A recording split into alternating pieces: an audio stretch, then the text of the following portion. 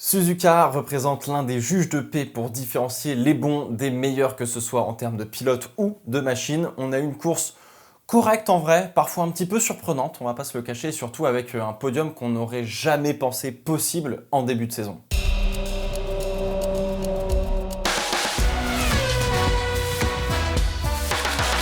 Salut tout le monde, bienvenue dans le Fast 5, 5 réactions sur le Grand Prix du Japon où on a enfin déjà attribué le titre constructeur à Max Verstappen. Bon, on va y revenir à Sergio. Ma première réaction concerne Logan Sargeant et ce qui doit arriver va maintenant plus que très probablement arriver. Suzuka, de mon point de vue, a été un peu la goutte d'eau qui a dû faire déborder le vase, mais maintenant... c'est certain, le Logan, on risque de pas le voir l'année prochaine. Alors, Sargeant ne fait pas une très bonne saison, mais il n'est pas non plus catastrophique. Ne le comparez pas à Nick De Vries, par exemple, qui lui, il a 28 ans et beaucoup plus d'expérience et de roulage. Puis champion du monde formuleux. Bon, ça vaut ce que ça vaut, mais voilà. En fait, plus le temps passe en F1, plus le niveau pour y entrer est en train d'augmenter. Avec la venue des règles financières, les écuries sont en train de devenir viables financièrement et arriver avec une mallette de cash comme on faisait à l'ancienne, pour aider une écurie, c'est plus trop d'actualité. Donc un pilote moyen qui pouvait compenser par du pognon n'a plus autant de pouvoir qu'avant. Et donc indirectement, toutes les écuries de F1 sont maintenant beaucoup plus focalisées sur des pilotes qui ont un vrai potentiel de performance. Là, les Mazepin, ça va être terminé quoi. Bien évidemment, on a toujours des exceptions qui confirment la règle, comme Guan Yu Zhou qui est un pilote payant, qui pour le moment a un niveau plutôt acceptable. Et encore, on peut en discuter. Stroll, c'est évidemment l'exception, je pense, sur l'entièreté de la Formule 1. Et Logan Sargeant, pilote junior de l'Académie Williams, qui est bon, qui a été bon dans les catégories juniors, mais qui n'est pas assez bon pour la Formule 1 visiblement. Alors il a été proche plusieurs fois des points cette année, il a montré vraiment des belles choses, moi je trouve, mais dernièrement, il n'a pas passé le cap qu'on attendait. Les crashs à Zandvoort, la bourde à Singapour, son crash en qualif à Suzuka et son attaque loupée sur Bottas, ça fait partie d'une longue liste d'erreurs et la liste, elle fait que s'allonger au lieu de se raccourcir quoi. Alors on laissait généralement à un pilote rookie 2 voire 3 saisons vraiment pour se faire un véritable avis, peu importe le niveau, sauf catastrophe absolue. Sauf que pour un pilote qui réussit son entrée en F1, aujourd'hui il faut faire une Liam Lawson ou être du même calibre que Piastri, Leclerc, Norris, Russell et d'autres quand eux sont rentrés en Formule 1. Encore une fois, je pense que Logan Sargeant n'est pas mauvais, mais il n'est pas assez bon. Et dernièrement, il a commis trop de fautes tout simplement. Je suis triste et déçu pour lui pour le coup, mais c'est comme ça, c'est la vie. Bref, double DNF à Suzuka pour Williams qui aurait pu jouer probablement peut-être un bon coup, je pense, pour tenter peut-être des points avec Albon, se battre avec les Alpines, ça aurait pu être stylé.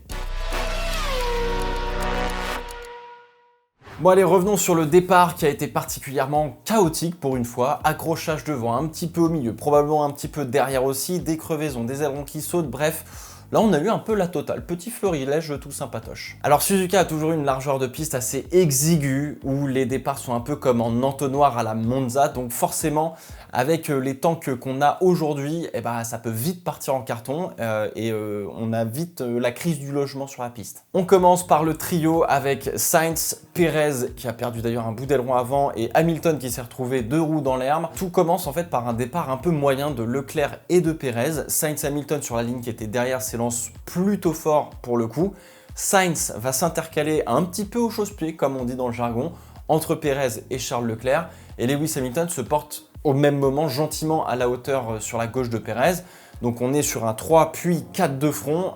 À un moment donné, il n'y a pas de la place pour tout le monde et forcément ça va au contact. Les Ferrari s'en sortent quand même très très bien, beaucoup moins pour Perez et Hamilton. Le Britannique a des petits dégâts et Perez doit repasser au stand, entame de course catastrophique du coup pour la Red Bull. Si on regarde un petit peu plus derrière, même problème, un 3 de front qui résulte de différences d'impulsion depuis la grille de départ.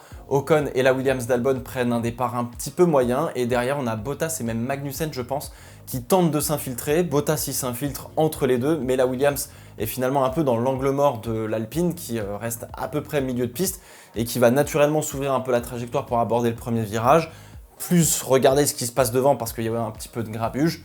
gros contact. Alors Bottas tape violemment Albon qui va avoir des gros dégâts sur le fond plat et la voiture, il abandonnera plus tard. Le Finlandais, lui, il a une crevaison, il passe par le bac au virage numéro 3, il rentre au stand et puis alors à la relance, il se fait percuter par la deuxième Williams de Logan Sargeant à l'épingle.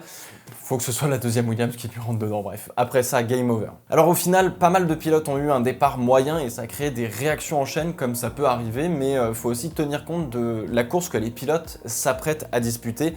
Et ça peut aussi expliquer la volonté de vouloir être bien positionné comme d'habitude. En fait, sur ce circuit à Suzuka, la position en piste que vous avez dans le peloton, au départ, elle est hyper importante parce que c'est pas simple de dépasser et les undercuts vont être monstrueux et la stratégie des pneus hyper importante. Donc, toutes les places gagnées ou perdues sont capitales au départ. Vraiment, faut tout réussir, quoi. Alors ça faisait longtemps qu'on n'avait pas eu autant de grabuge avant le premier virage et comme je vous l'ai dit, la piste est pas super large comme sur des circuits plus modernes, mais un bon circuit à l'ancienne, ça fait du bien.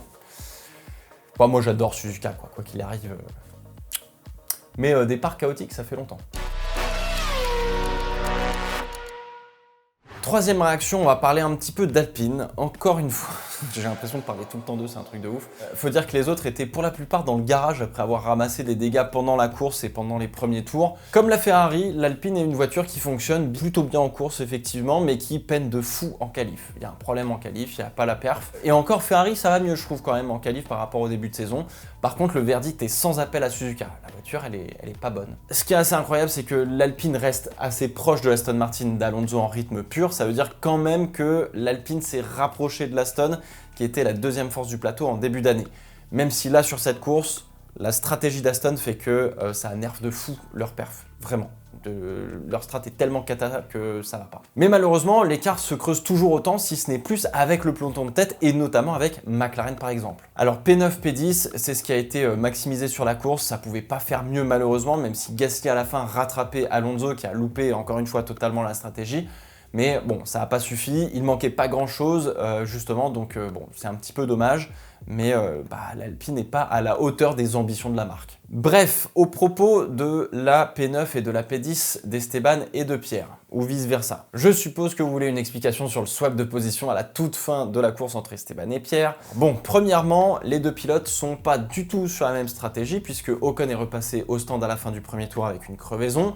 Ocon, du coup, en fait, il part pour faire une sorte de stratégie à un arrêt, hard. Donc il peut avoir de la performance, mais faut bien gérer les pneus. Globalement, il y a vraiment beaucoup de gestion à faire pour Esteban. Pierre, lui, il reste sur le plan de base, nickel, 2 arrêts, medium, hard, ça fonctionne très bien.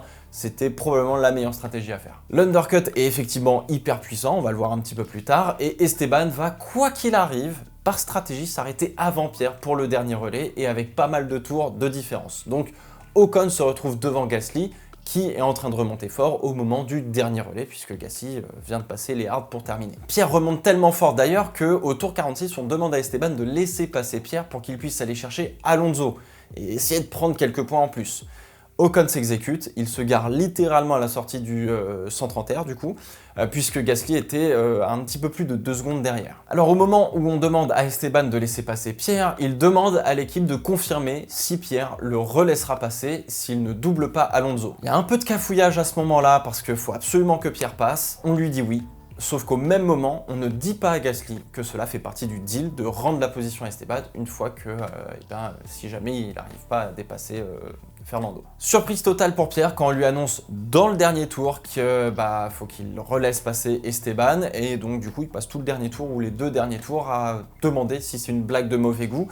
Alors du coup, il s'exécute quand même à l'entrée du dernier virage et son onboard parle pour lui, la frustration est plus que grande, c'est de la rage très clairement et c'est tout à fait légitime.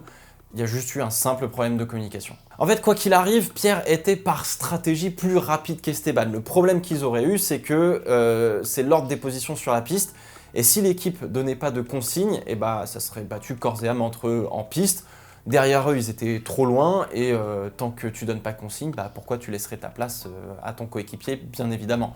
Donc finalement, c'était bien qu'il y ait Alonso, comme ça laissait passer Pierre pour tenter d'aller grappiller des points, c'était un vrai effort d'équipe, donc c'était plutôt bien. Le swap en fin de course, sur le papier, il a aucune raison d'exister, parce que P9, P10, on s'en fout quoi. En revanche, Comme Esteban l'a demandé au moment de laisser passer Pierre et que son ingé lui a dit oui, probablement trop hâtivement, ils doivent tenir parole.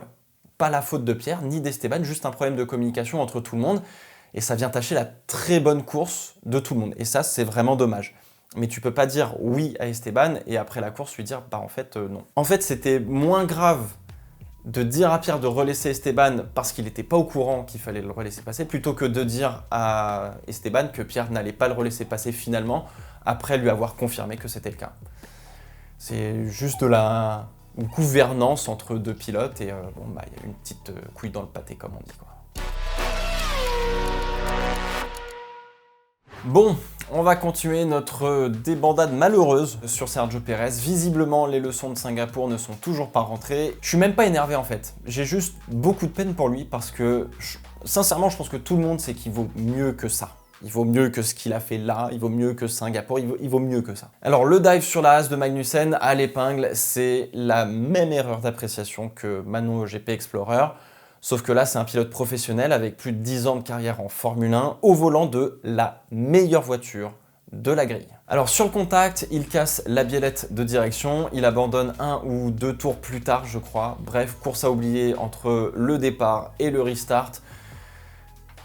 Ça, c'est ce qu'on croyait, mon pote. Tour 41, qui appuyait sur la touche Restart, Sergio Pérez sort de son garage, voiture réparée, et part pour faire un tour, rentrer au stand, servir sa pénalité de 5 secondes pour l'accrochage avec la Haas, parce que il a quand même été pénalisé pour une fois, ressortir et puis abandonner une bonne fois pour toutes. Bon, j'ai posé la question de ce que vous en pensez sur Instagram hier et globalement ça se partage entre honteux, ridicule et ils ont eu raison. Et vous avez tous raison, autant les uns que les autres pour le coup, parce que c'est assez juste, c'est un peu honteux, c'est un peu ridicule et ils ont eu complètement raison. Alors j'ai cherché à savoir si c'était légal ou pas et effectivement j'ai vu nulle part marqué dans le règlement ce que doit faire finalement une équipe lorsque un pilote abandonne. Alors je suppose que le bon sens veut que le directeur sportif de l'équipe prévienne la direction de course que la voiture a abandonné si elle est rentrée au garage d'elle-même, mais il n'y a rien sur le fait de ne pas réparer une voiture et de repartir du garage tant que tu restes dans la règle du parc fermé. Donc je me dis ok, en fait c'est clair pour lorsque le pilote est toujours en piste, il n'a pas le droit d'avoir une aide extérieure, par exemple des commissaires de piste, et s'il sort de sa voiture, c'est fini quoi. Donc ce qu'a fait Red Bull est totalement légal, très malin puisqu'ils peuvent prendre une pénalité qui n'a absolument aucune valeur ou aucune incidence sur leur propre course et ils repartent de plus belle la prochaine fois. Ça rouvre donc les débats des pénalités qu'on a déjà eu je crois d'ailleurs cette année, une nouvelle fois. On juge donc l'incident et non pas la conséquence. Est-ce que l'on devrait faire rentrer dans le barème des pénalités la conséquence d'un incident? Il y a tout un problème autour de ça, mais ça paraît très plus juste. Est-ce qu'il faudrait que la pénalité ait le même niveau d'incidence tout le temps sur le pilote qui la prend? Oui, indéniablement. Prendre en compte la conséquence, c'est hyper complexe à mettre en place en fait. Voilà, mais c'est très juste. Et en revanche, l'incidence de la pénalité, c'est les fameuses différences entre 5 secondes quand tu finis sous safety car et que tu dégringoles de 15 places, ou les 5 secondes qui comptent pour rien comme Pérez. Eh oui, ça va pas. Il y en a pour qui ça allait très bien parce que 5 secondes, ça reste 5 secondes. Mais là, je pense quand même qu'on a la preuve que 5 secondes sous safety car ou 5 secondes quand tu t'appelles Pérez à Suzuka, c'est pas du tout la même chose. Et là, il y a un vrai problème. En tout cas, ce qui est sûr, c'est que la FIA va éclaircir cette zone grise du règlement tôt ou tard pour les prochaines fois, parce que c'est trop facile de détruire la course d'un pilote qui n'a rien demandé et d'avoir une pénalité qui n'a aucune incidence sur ta performance derrière. C'est comme si Pérez n'avait pas payé sa pénalité. Cinquième et dernière réaction, j'ai réuni tout ce qu'il s'est passé finalement en tête dans une réaction, ça me paraît un petit peu plus simple. La bataille McLaren-Ferrari-Mercedes, Verstappen il s'est envolé, on va pas en parler. Alors déjà bravo, McLaren, la voiture est la meilleure des autres à Suzuka, c'est dire les progrès colossaux de cette voiture sur toute la saison. Bravo Piastri pour le premier podium de sa carrière sur l'un des circuits les plus exigeants au monde. Je voulais pas y croire en début de week-end en me disant vendredi, bon avec quelques petites erreurs, Norris il sera là mais peut-être que Piastri sera un ton en dessous. Pas du tout, c'est la pépite, c'est entièrement mérité. Les McLaren étaient, je trouve, un tout petit ton au-dessus de leurs concurrents directs en termes de rythme et du coup les Ferrari et les Mercedes se sont retrouvés avec les miettes qui descendaient du podium et je pense que les McLaren n'ont jamais été trop inquiété sur le rythme. Alors évidemment, il fallait bien qu'il y ait quelqu'un qui foute le bordel dans ce joyeux bazar, c'est Fernando Alonso qui est parti en soft et qui a pris un très bon départ et qui s'est arrêté tôt pour jouer la puissance de l'undercut et essayer de sauter des pilotes. Donc il a forcé les autres équipes à couvrir et à rentrer au stand, c'est pour ça qu'on arrête Piastri aussi un tour après Alonso je crois, pour qu'il reste devant Alonso et pour se protéger d'un éventuel undercut des Ferrari et des Mercedes qui auraient peut-être fait la même chose vu qu'ils avaient vu que Alonso s'était arrêté. Alors on arrête assez vite Norris et Verstappen et Leclerc ressort justement derrière Alonso, donc c'est vous dire à quel point c'est puissant. Sainz veut pousser peut-être un petit peu plus loin mais rentre finalement au stand et Russell est le seul à tenter une stratégie inverse du coup. Piste libre, encore un peu de jus dans le pneu, go, on tente la stratégie à un arrêt et on parie sur le fait qu'il y ait du trafic et que ce soit plus compliqué pour tout le monde et que la performance s'égale à peu près et qu'on arrive à faire quelque chose. Deuxième salve d'arrêt au stand, c'est Hamilton et Leclerc qui donnent le coup d'envoi, Piastri, Norris, Verstappen réagissent chacun leur tour en s'arrêtant tour à tour. Russell sur un arrêt peut pas tenir le rythme, Leclerc et Hamilton passent, Sainz porte encore les tours de trop qu'il a fait de sa fin de premier relais, mais il finit par passer Russell aussi, mais bon, du coup il est plus trop dans le coup face à Leclerc et Hamilton. Alors Verstappen n'a jamais été inquiété, encore moins quand Perez avec sa biellette de direction cassée roulait largement en dessous de son delta sous Virtual Safety Car et que Norris ne pouvait pas le dépasser. Alors c'est pas voulu de la part de Red Bull, ni de Perez, mais ils n'allaient pas non plus s'en priver. Heureuse conséquence, comme on dit. Voilà, c'est un petit détail qui a... Donc du coup, Norris était vraiment loin derrière Verstappen. Verstappen a donc 17 secondes d'écart sur la ligne avec Norris, lui-même 15 secondes sur Piastri, qui a 7 secondes sur Leclerc. La McLaren était en rythme au-dessus du lot. 49 points de retard sur Aston Martin, qui ne peut compter que sur Fernando Alonso visiblement. C'est pas infaisable d'aller chercher la P4 du championnat pour McLaren. Prochain Grand Prix, c'est le Qatar. Et dépendamment de la température qu'il va falloir un peu gérer avec les pneus et tout, évidemment, parce que c'est pas le même circuit, le circuit lui-même devrait plutôt bien correspondre à la McLaren encore une fois. Donc on verra ce que ça donne. Red Bull, champion du monde constructeur avec 6 courses restantes. Vu la domination, il n'y a rien de très étonnant, surtout sur 24 Grands Prix, donc forcément ça arrive encore plus tôt dans les saisons. Bon, et même si on en rigole, on a l'impression que Perez a rien foutu cette année pour amener le titre. Calmons-nous, 2 victoires quand même, 8 podiums, 223 points, actuellement P2 du championnat, ça va. Est-ce qu'on en attendait plus de lui ? Oui, bien évidemment, mais c'est pas catastrophique. Surtout quand la voiture est faite pour Verstappen. C'est plus compliqué.